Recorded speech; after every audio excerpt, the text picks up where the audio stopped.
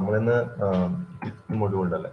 Okay, today will have A discussion on the fifth module. Okay, fifth മൊഡ്യൂളിൽ നമുക്കറിയാം topics fracture, creep, fatigue, failure. So these are the different topics we have discussed in the fifth module. So what is fracture?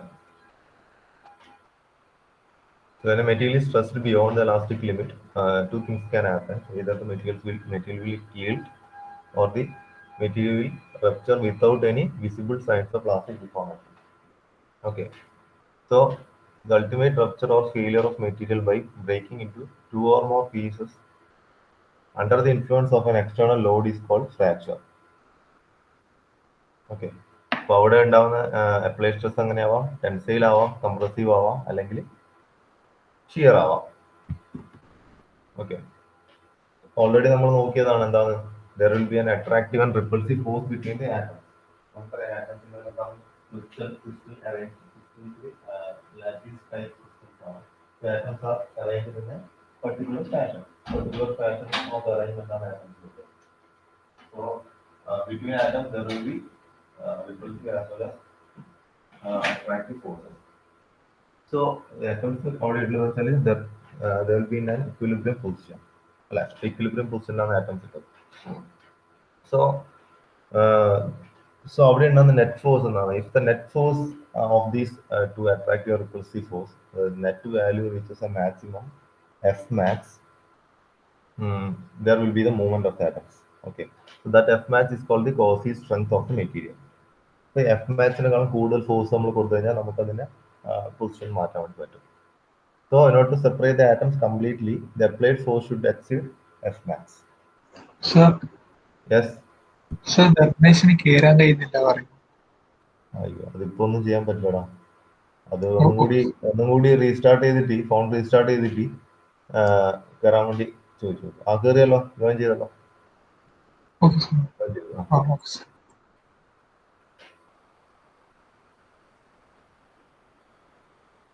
So അപ്പം fracture നോക്കും നമ്മളപ്പം. Fracture is initiated by the presence of some kind of imperfection within the material. നമ്മൾ already first second module നമ്മൾ already different imperfections, different defects നമ്മൾ നോക്കിയതാണല്ലേ. So always this fracture is initiated by this type of imperfections. So mainly a microscopic crack. അപ്പോൾ നമുക്കറിയാം നമ്മളൊരു fracture സംഭവിക്കാൻ നമ്മൾ already എവിടെയാണ് ഫ്രാക്ചർ ഉണ്ടാവുന്നത്? ഓൾറെഡി ഉള്ള, ഫോർ എക്സാമ്പിൾ മെക്കാനിക്കൽ എഞ്ചിനീയറിംഗ് നമുക്ക് മെക്കാനിക്കൽ പാർട്സ് ഇല്ലല്ലേ, ഡിഫറെന്റ് യൂസ് ചെയ്യുന്ന മെഷീനറീസിൽ. So engine parts or other machine tool parts. So ഈ പാർട്സ് ഒക്കെ നമ്മൾ ഉണ്ടാക്കുന്നത് എങ്ങനെയാണ്? So after the manufacturing of these parts will take it into testing. അതായത് ഇതുപോലത്തെ ഫെയിലിയർ ടെസ്റ്റിംഗ് ഒക്കെ നമ്മൾ ചെയ്യും അല്ലേ. So still there will be certain flaws or cracks present in those parts or those components. So ഇത്തരത്തിലുള്ള microscopic cracks ആണ് ഇതുപോലത്തെ fracture initiate ചെയ്യുന്നത്. So crack acts like a notch and raises the stress at that point. So അവിടെയുള്ള stress difference കാരണമാണ് ഈ crack propagate ചെയ്തിട്ട് അവിടെ ഒരു ഫ്രാക്ചർ ഉണ്ടാകുന്നത്. So when the stress exceeds the value F max is the cohesive force. അല്ലെ, F max exceed ചെയ്യുമ്പോൾ atomic bond in that region will break and the fracture will happen. So the crack will spread across the material. So അതിനാണ് നമ്മൾ crack propagation എന്ന് പറയുന്നത്. So it will result in fracture.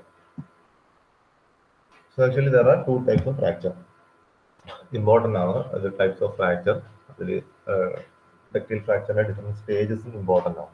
Okay. The first one is a brittle fracture. In the case of brittle fracture, നമുക്ക് brittle എന്ന് പറഞ്ഞാൽ എന്താണ്? Brittle type of materials. Brittle type of materials, for example glass. Glass is a brittle type of material. നമുക്കറിയാം നമ്മളിപ്പം stitching നമ്മളെ എന്താണ് ഇപ്പം സൂചി എടുത്തു കഴിഞ്ഞാൽ അത് നമുക്കറിയാം, അത് നമുക്ക് ഒടിച്ചു കഴിഞ്ഞാൽ അത് വളയൂല അല്ലെ, അതത് ബ്രേക്ക് ചെയ്ത് പോകും. So because it is brittle, glass നമ്മൾ വെള്ളം കുടിക്കാൻ എടുക്കുന്ന ചായക്കുന്ന ഗ്ലാസ്, അതെന്താണ്, അത് പ്ലാസ്റ്റിക്കിൽ ഡിഫോം ചെയ്യുന്നുണ്ടോ, അത് നമുക്ക് വളക്കാൻ പറ്റില്ല, അതിന് തട്ടി കഴിഞ്ഞാൽ അത് പൊളിഞ്ഞു പോകും അല്ലെ. So that is brittle. So അവിടെ എന്താണ് അതിന് സംഭവിക്കുന്ന ഫ്രാക്ചർ ആണല്ലേ. സോ ഈ fracture happens even when the stress is within the elastic range or the fracture happens without any with much less plastic deformation, they are called as brittle fracture.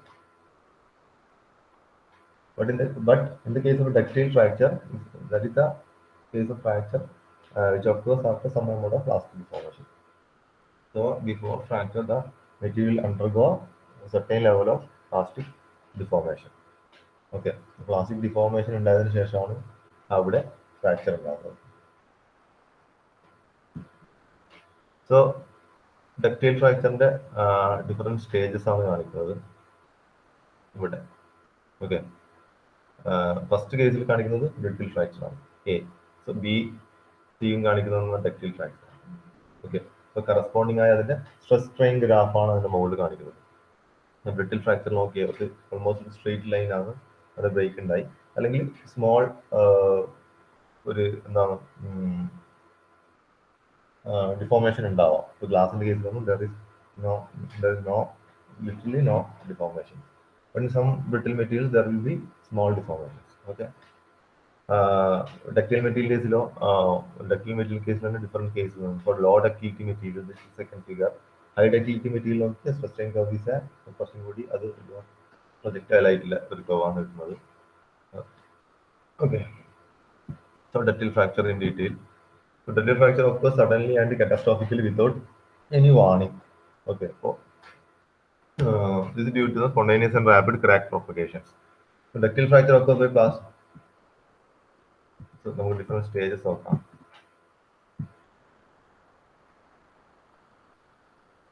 different stages in ductile fracture.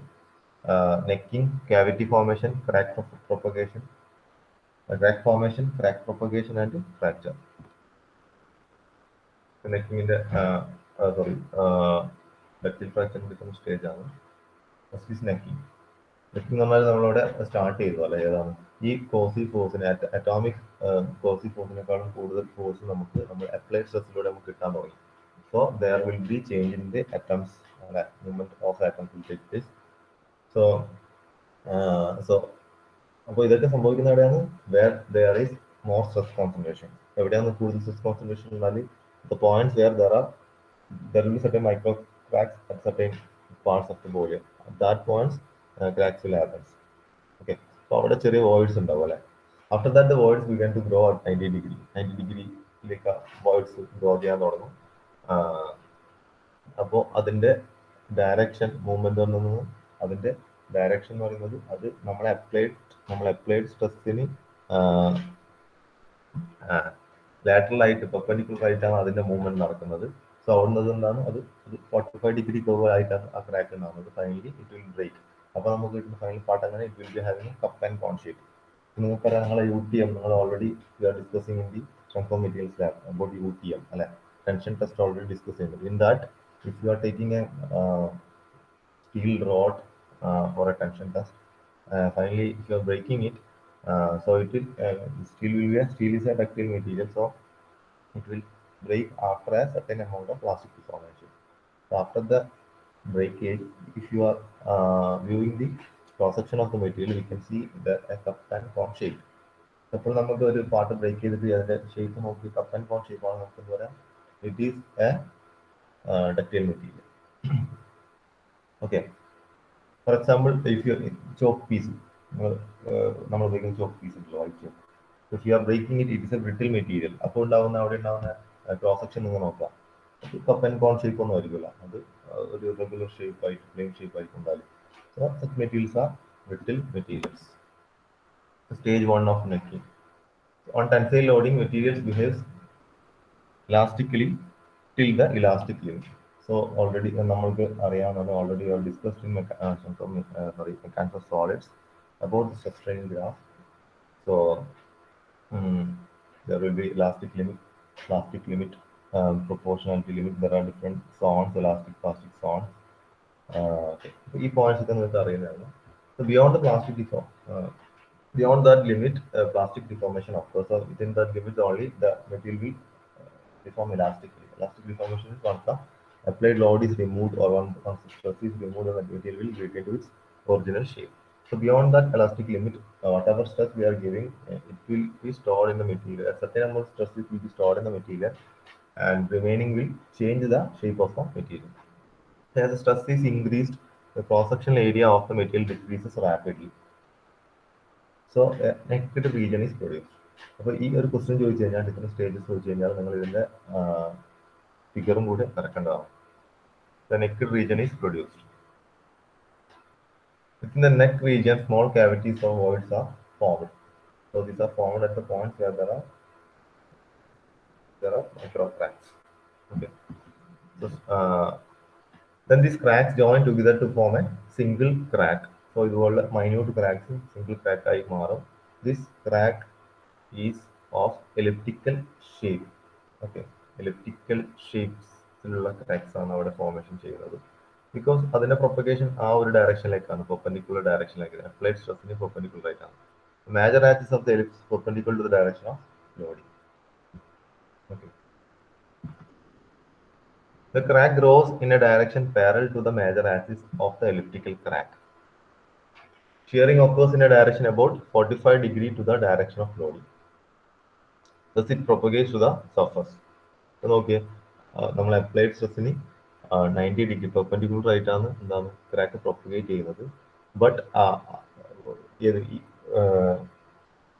Void formation അല്ലെങ്കിൽ crack formation start ചെയ്തത്, പക്ഷെ അത് propagate ചെയ്യുന്നത് തന്നെയാണ് 45 degree ആയിട്ടാണ്. നമുക്ക് ഇവിടെ കാണാം കർവ്, ഇവിടെ ഒരു curved shear stress shear movement ആണ് ഇവിടെ കാണുന്നത് അല്ലെ, കർവ്ഡ് സർഫസ് ആണ് കാണുന്നത്. So it propagate to the surface. എപ്പോഴും ഇതിന് പെർപെൻഡിക്കുലർ ആയിട്ടുള്ള ഡയറക്ഷനിലേക്കാണ് മൂവ്മെന്റ്, പക്ഷെ അവിടെ നിന്ന് 45 degree towards the direction of stress ആയിരിക്കും മൂവ് ചെയ്യുന്നത്. On final shearing of the specimen, one of the mating surface is generally in the form of a cup and the other in the form of a cone.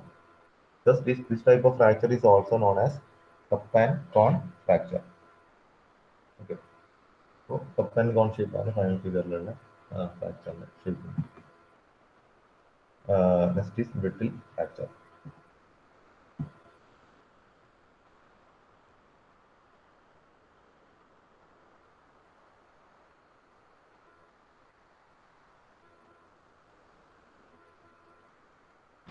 So, this is important.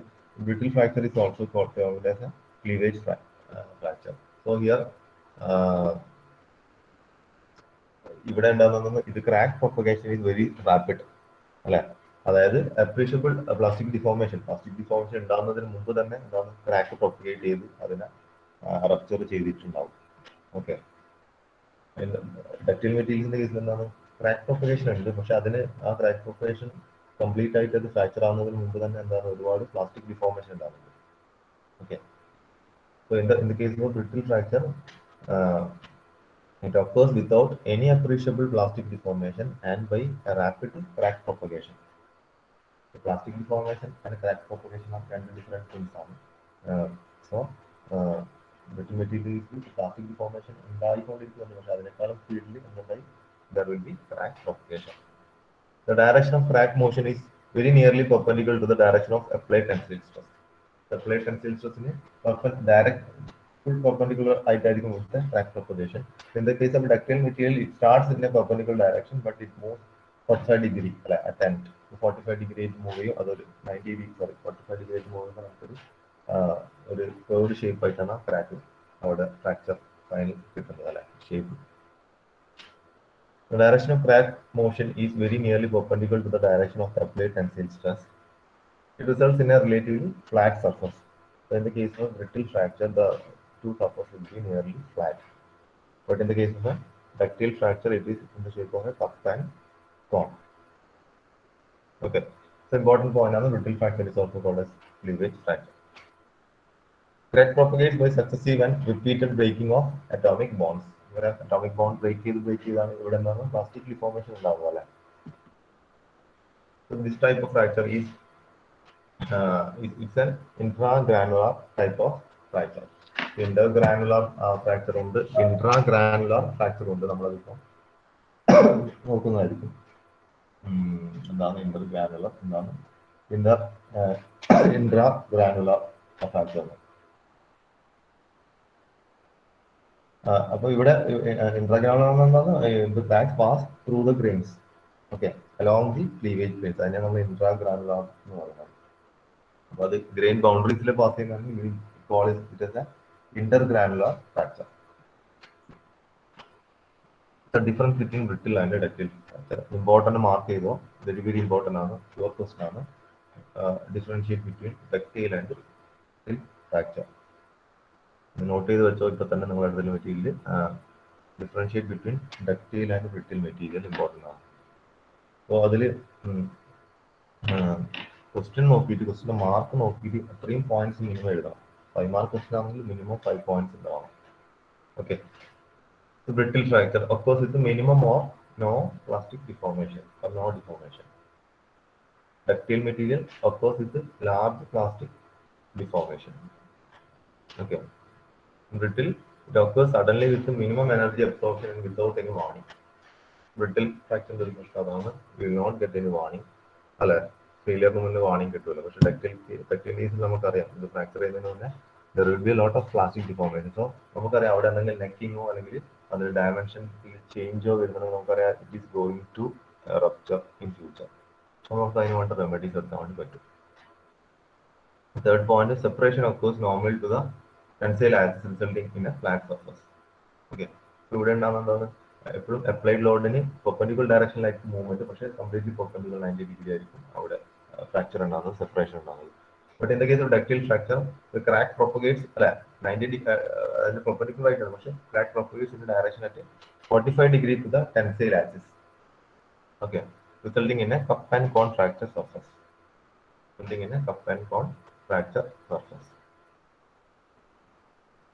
Fourth point, initiates at the point where micro crack is largest.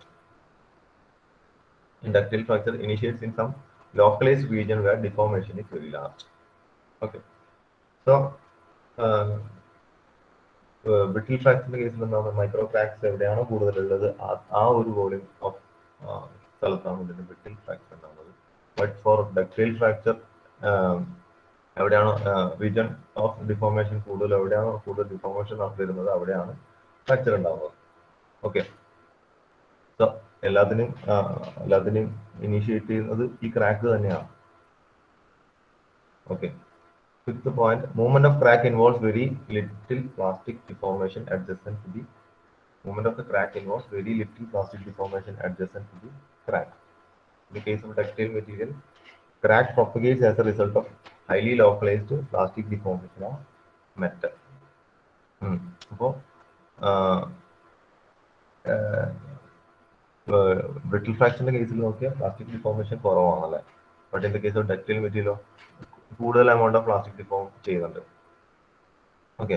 അപ്പോൾ ഈ plastic ഡിഫോർമേഷൻ്റെ ഒരു ടെൻഡൻസിയിലാണ് അവിടെ crack propagate ചെയ്യുന്നത്. അതാണ് അവിടെ ഒരു 90 degree 45 degree towards tensile ഡയറക്ഷനിലേക്കാണ് നമുക്ക് ക്രാക്ക് കിട്ടുന്നത്. ഓക്കെ. പക്ഷേ ബ്രിട്ടിൽ ഫ്രാക്ചറിന്റെ കേസിലോ movement of crack involves very little plastic deformation adjacent to the crack. അവിടെ പ്ലാസ്റ്റിക് ഡിഫോർമേഷൻ കുറവാണ്, അതിനേക്കാളും സ്പീഡിലാണ് അവിടെ ക്രാക്ക് ഉണ്ടാവുന്നത്. അവിടെ നമുക്ക് ഫ്ലാറ്റ് സർഫേസ് കിട്ടുന്നു. Sixth point, fractured surface shows sharp planar surface. Okay. Fractured surface appears dirty and rough contour.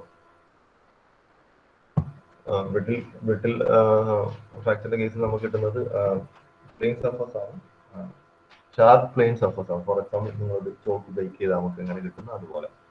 But ductile ഫ്രാക്ചറിന്റെ കേസിൽ we are get up and cone shape, but rough contour ആയിരിക്കും അതിലുണ്ടാവും. Okay.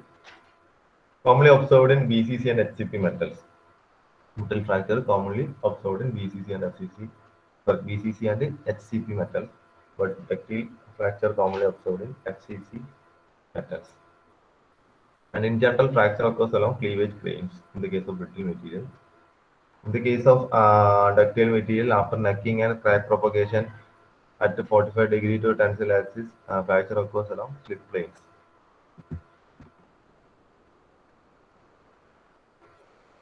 അടുത്തൊരു important തിയറിയാണ് Griffith's theory of fracture. നമ്മൾ already ഇതിന്റെ problems നോക്കി കഴിഞ്ഞാലേ, പ്രോബ്ലംസ് നോക്കി. Griffith's theory is also important. ഈ ഒരു ചാപ്റ്ററിൽ വരുന്ന ക്വസ്റ്റ്യൻസ് നോക്കി നിങ്ങൾ fracture, what are the different types of fracture, അങ്ങനെ ഒരു ക്വസ്റ്റ്യൻ വരാം. Differentiate between ductile and brittle fracture ഒരു ക്വസ്റ്റ്യൻ എക്സ്പെക്ട് ചെയ്യാം. പിന്നെ what are the different stages of ductile fracture So അല്ലെങ്കിൽ briefly explain the different stages of ductile fracture with figure. അങ്ങനെ ഒരു question പറയാം ഇതുവരെ നമ്മൾ നോക്കിയതിൽ അല്ലെ. So next one is Griffith's theory of fracture. Actually Griffith's theory of fracture എന്ന് പറഞ്ഞാൽ Griffiths ഈ തിയറി പ്രൊപ്പോസ് ചെയ്തത് four brittle fracture. Okay, Griffith's theory for the brittle fracture. ഇപ്പോൾ നമ്മളിത് ഓൾറെഡി നോക്കി കഴിഞ്ഞാൽ നമ്മൾ ജസ്റ്റ് അതിന്റെ ഇക്വേഷൻ മാത്രം നോക്കാം. സോ ഇപ്പോൾ ഇതിൽ ഒരു പോയിന്റ് ആണ് സ്ട്രെസ് റേസേഴ്സ് ആണ്. സ്ട്രെസ് റേസേഴ്സ് പറഞ്ഞാൽ ഇതുപോലെ മെറ്റീരിയൽസ് ഉണ്ടാകുന്ന cracks and flaws, they are called stress raisers. Okay, അപ്പോൾ അത്തരത്തിലുള്ള സ്ട്രെസ് റേസേഴ്സിന്റെ അടുത്താണ് എന്താണ് ഈ സ്ട്രെസ് കോൺസെൻട്രേഷൻ ഉണ്ടാകുന്നത്, അവിടെയാണ് ഈ ക്രാക്ക് ഇനിഷ്യേറ്റ് ചെയ്യുന്നത്.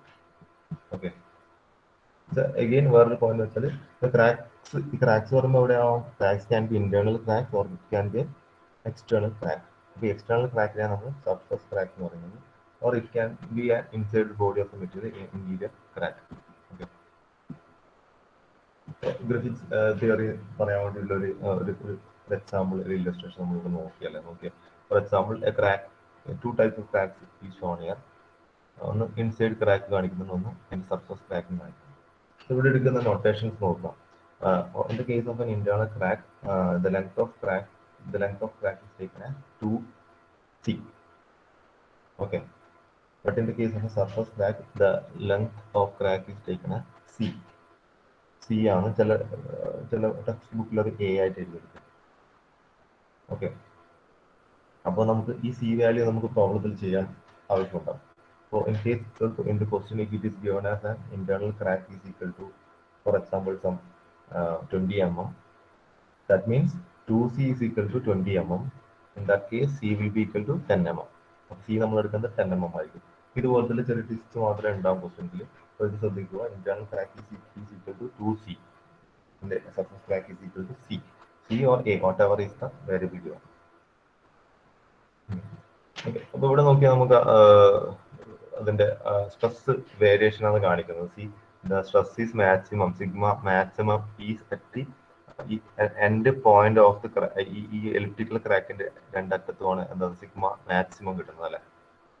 ടുവേർഡ് ദി എച്ച് പോയിന്റ് നമുക്ക് ഈ എ ഡാഷ് പോയിന്റിലാണ് സിഗ്മ മാക്സിമം കിട്ടുന്നത്. കാരണം ഇവിടെ വൈ ആക്സിസിൽ എന്താ കൊടുത്തിട്ടുള്ളത്, it is stress, and in the H axis it is a position അല്ലെ. പക്ഷെ ഈ നമ്മളെ ഓൾറെഡി ഈ മെറ്റീരിയൽ രണ്ടറ്റത്ത് നോക്കിയ sigma 0 is the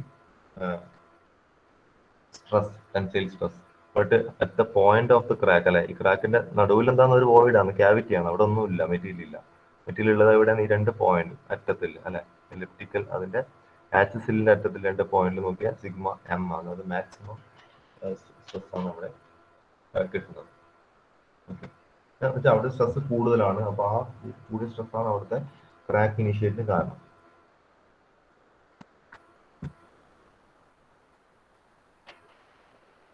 So the maximum stress at the crack tip is given by sigma m is equal to 2 sigma 0 root of c by p. So what are the different variables in the can over കൊടുത്തിട്ടുണ്ട്. Sigma m equal to maximum stress. Sigma 0 is the stress what we have applied, is the length of the external crack or half length of the internal crack, and rho is the radius of curvature of the crack tip. അപ്പോൾ ഇതിന്റെ ഒരു theory detail ആയിട്ട് നിങ്ങളോട് explain ചെയ്യാൻ വേണ്ടി ചോദിക്കാം. അപ്പോൾ start ചെയ്യേണ്ടത് ഇവിടെ നിന്നാണ്. ഇൻട്രൊഡക്ഷൻ കൊടുത്തിട്ട് ഫസ്റ്റ് ഇക്വേഷൻ സ്റ്റാർട്ട് ചെയ്യാം. സോ ഇവിടെ നമുക്ക് ഉള്ള വേറൊരു ഇതാണ് stress concentration factor. It is represented by the notation K. So stress concentration factor is equal to that maximum tensile stress to the applied tensile stress. It is equal to 2 root of C by rho. 2 root of C by rho ആണ് stress concentration factor. ആ ഒരു point ആ ഒരു equation by heart ചെയ്ത് വെക്കാം. Okay, so Griffith theory ഫാക്ടറിന് തന്നെ ഒരു energy balance approach ആണ് പറയുന്നത് ഇതിൽ. സോ അവിടെ ടു ടൈപ്സ് ഓഫ് എനർജി ഉണ്ട്. C during the propagation of A crack there is a release of what is termed as the elastic strain energy. Some of the energy that is stored in the material as it is elastically deformed. So നമുക്കറിയാം material നമ്മൾ എലാസ്റ്റിക്കലി deform ചെയ്യാനല്ല, അതിന്റെ shape change ചെയ്യാം, അല്ലെങ്കിൽ നമ്മൾ ഒരു structure കൊടുക്കാം. So there will be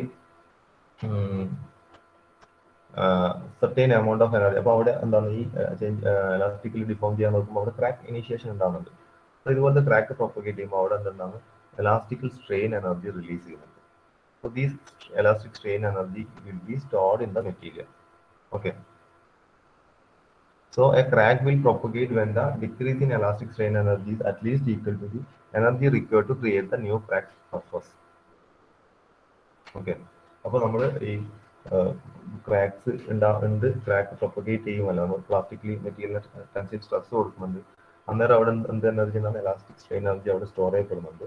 so whenever this elastic strain energy sufficient to initiate a crack, അവിടെ crack ഉണ്ടാവും. Okay, so Griffith developed a criteria for crack propagation of an elliptical crack by performing an energy balance using these two energies. എങ്ങനെയാ നോക്കാം. First one is the elastic strain energy per unit volume, which is given by ഈ equation എങ്ങനെ derive ചെയ്ത് വന്നു നോക്കണ്ട, direct equation ഇല്ല. Elastic strain energy per unit volume is given by UE equal to sigma square by 2E into that volume, that area into thickness. Okay, that is equal to sigma square pi c square by capital E, Young's modulus. ഇങ്ങനെ ഒരു value നമുക്ക് കിട്ടും. Okay, so this is the elastic strain energy stored in the material. There is one more energy, which is the surface energy of the crack. Okay, crack in the surface energy കൂടെ ഉണ്ട്. If the surface energy per unit area is gamma s, നമ്മൾ അതിനെ gamma s കൊണ്ടാണ് notate ചെയ്യുന്നത്.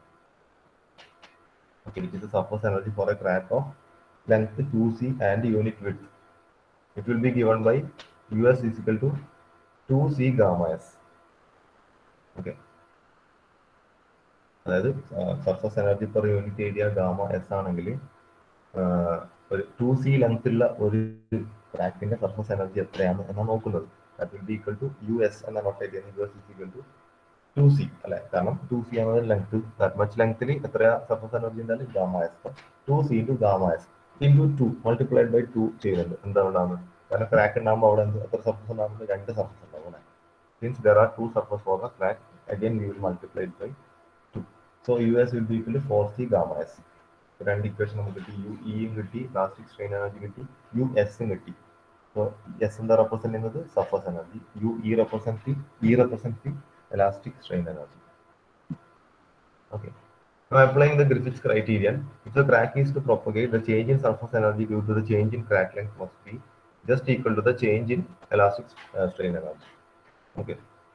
അപ്പോൾ ഗ്രിഫിത്സ് എന്താന്ന് പറഞ്ഞ ക്രൈറ്റീരിയ അനുസരിച്ചിട്ട് എപ്പോഴും ഈ change in the elastic strain energy should be equal to the, അല്ലെങ്കിൽ change in surface energy due to the change in crack length must be equal to the change in the elastic strain energy. Okay, change in surface എനർജിയും change in elastic strain എനർജിയും equal ആണ്. കാരണം ഈ elastic strain energy ഉപയോഗിച്ചിട്ടാണ് ഇത് എന്ത് സംഭവിക്കുന്നത്? ഈ സർഫസ് എനർജി കിട്ടുന്നത്. Okay, that means d by dc of UE will be equal to d by dc of US. UE പറഞ്ഞ elastic strain energy, US പറഞ്ഞത് surface energy ആണ്. So അതിന്റെ derivative, the change of those two energies with respect to the crack length കൂടുന്നതനുസരിച്ച് അതിന്റെ change എങ്ങനെയാണെന്നാണ് നോക്കുന്നത്.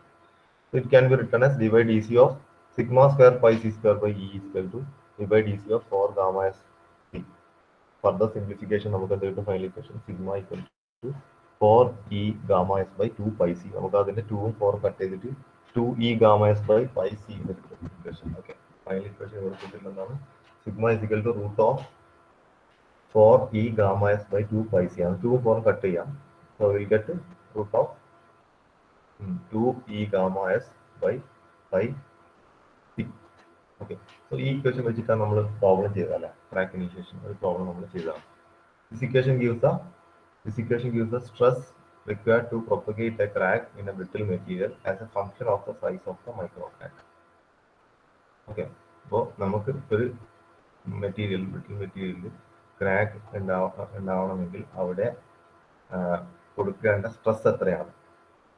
That stress value is given by this equation. Sigma is equal to root of 2 into E gamma s by pi c. 2 form cut ചെയ്ത് കളയാം. Okay. This equation gives the Griffith's energy balance criteria for crack propagation. അപ്പോൾ just ഇതിന്റെ നിങ്ങൾ mark നോക്കി ഇതിന്റെ initially എന്താണ് Griffiths theory എന്തിനാണ് propose ചെയ്തത്, അതിനുശേഷം എല്ലാ അതിലെ ടെർമിനോളജീസ് എക്സ്പ്ലെയിൻ ചെയ്തിട്ട് ജസ്റ്റ് അതിന്റെ ഡെറിവേഷൻ, ഈ രണ്ട് എനർജി ബാലൻസ് അപ്രോച്ച് ഒക്കെ രണ്ട് ടൈപ്പ് എനർജി ഉണ്ട്. അതിനെ ഇക്വേറ്റ് ചെയ്തിട്ട് എങ്ങനെയാണ് നമ്മൾ ഫൈനൽ ഈക്വേഷനിലേക്ക് എത്തുന്നതിന്റെ കാര്യമാണ് നമ്മൾ ദയവേത് കാണിക്കുന്നത്. The next one is intragranular and intergranular fracture. So, ഇതും ചോദിക്കാം ഷോർട്ട് ആൻസർ 2-3 മാർക്ക് ക്വസ്റ്റൻ ആയിട്ട് ചോദിക്കാം. What is transgranular and intergranular fracture അല്ലെങ്കിൽ what is intragranular and intergranular fracture. Okay, അപ്പോൾ കുറെ ടൈപ്സ് ഓഫ് ഫ്രാക്ചർ ഉണ്ട്, കുറെ ടൈപ്സ് ഓഫ് ക്ലാസിഫിക്കേഷൻ ഉണ്ട്.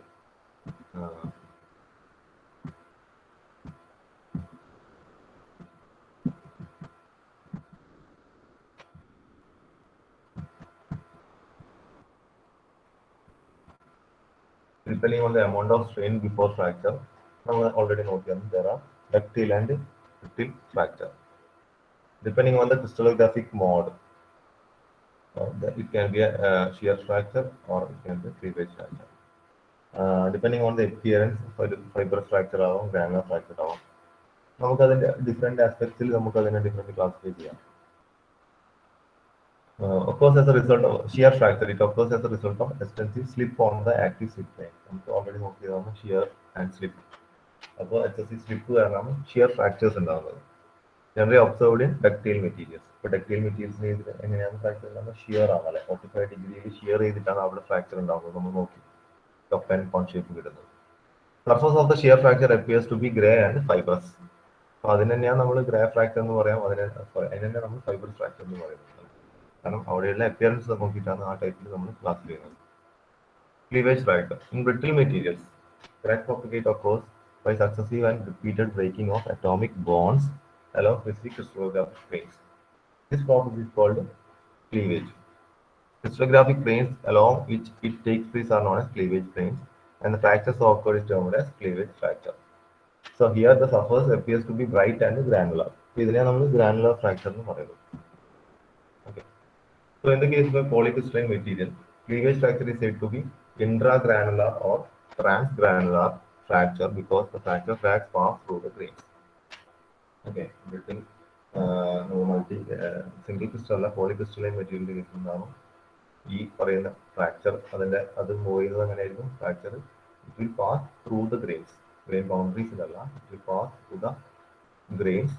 അപ്പോൾ അത്തരത്തിലുള്ള ഫ്രാക്ചറിനെ നമ്മൾ ഇൻട്രാഗ്രാനുലർ അല്ലെങ്കിൽ ട്രാൻസ്ഗ്രാനുലർ ഫ്രാക്ചർ എന്ന് പറയുന്നത്. ഒരു എക്സാമ്പിളാണ് brittle fracture or the cleavage fracture. But in some alloys, the crack propagate along the grain boundaries. Crack propagation through grain boundaries. So such a type of fracture is termed as intergranular fracture. Okay, grain boundaries are intergranular. Okay, so നമുക്കറിയാം നമ്മളിപ്പോൾ Inter state transport നമ്മൾ പറയുമല്ലോ, രണ്ട് state തമ്മിലില്ല. അപ്പോൾ രണ്ട് grain ബൗണ്ടറിന്റെ ഇടയിലുള്ള ബൗണ്ടറിയിൽ കൂടി പോവുകയാണെങ്കിൽ നമുക്ക് അതിനെന്ത് പറയാം? ഇന്റർഗ്രാനുലർ എന്ന് പറയാം.